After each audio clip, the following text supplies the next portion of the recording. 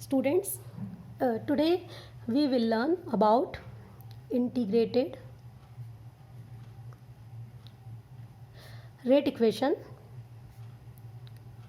for first order.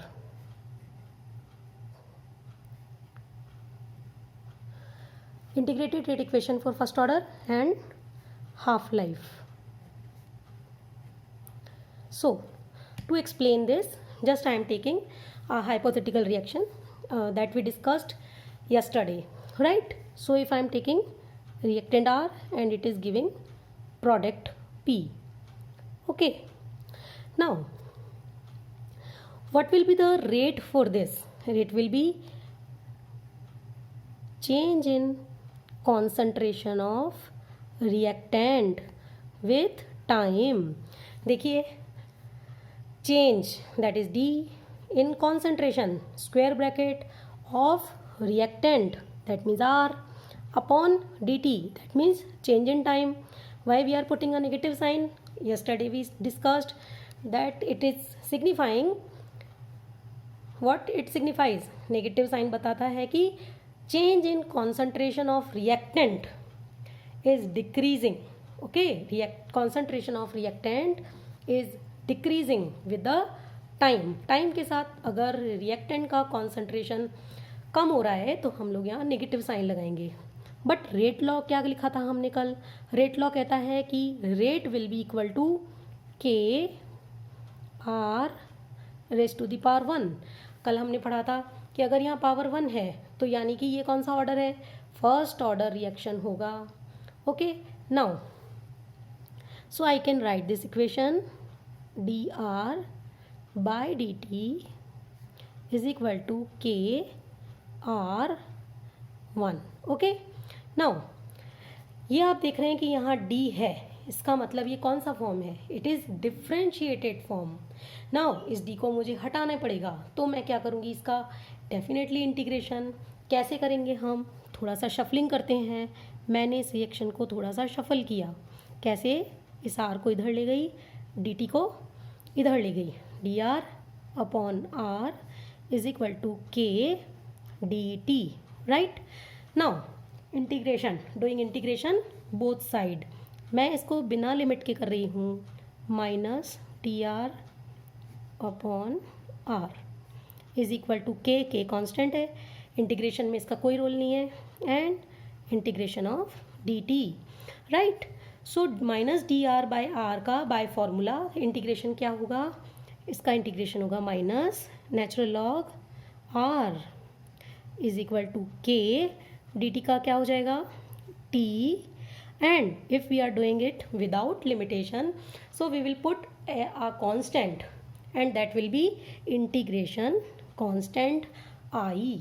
Okay, by this formula minus natural log R, this is k constant and dt का integration t, और बिना limit के किया है तो इंटीग्रेशन का एक कांस्टेंट आएगा, that is I.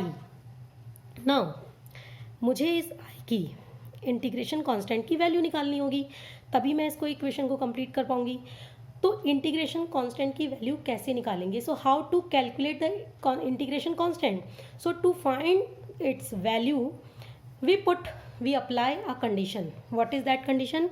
If t is equal to 0 when time was 0, then change in concentration was nothing. That means concentration was equal to initial concentration. So R0 is initial concentration. So now put this condition into this equation. So we will get what?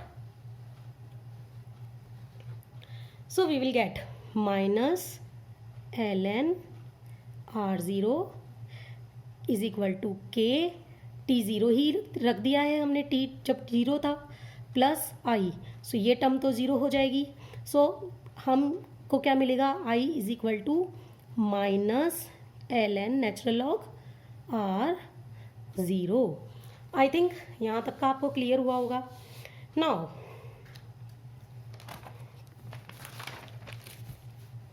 C,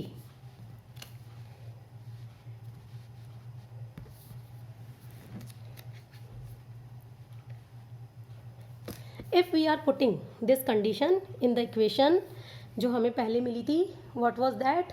that was minus ln r is equal to kt plus I. So put the value of I. Right. So if I am putting the value of I, what will I get? I get minus ln r is equal to kt plus minus ln r0. ये कहाँ से लाए हम? पिछली वाली equation से, right? Okay, now next. So if I am opening this bracket, I'll get ln r is equal to kt plus minus minus ln r0. Again I am shuffling this, so मैं इसको left side ले जाती हूँ. I'll get ln r plus ln natural log of r0, that is initial concentration, is equal to kt. According to the property of log, we can write log m upon n as log m minus log n. So using the property of log, I can write ln,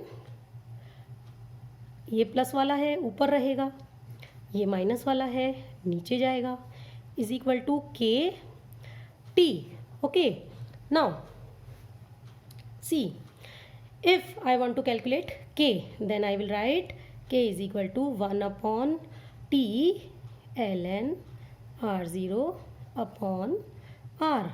So now to convert this natural log into log base 10, I will multiply this equation by 2.303, that is k is equal to 2.303 upon t log base 10 r0, that is initial concentration, and r, that is change in concentration after time t.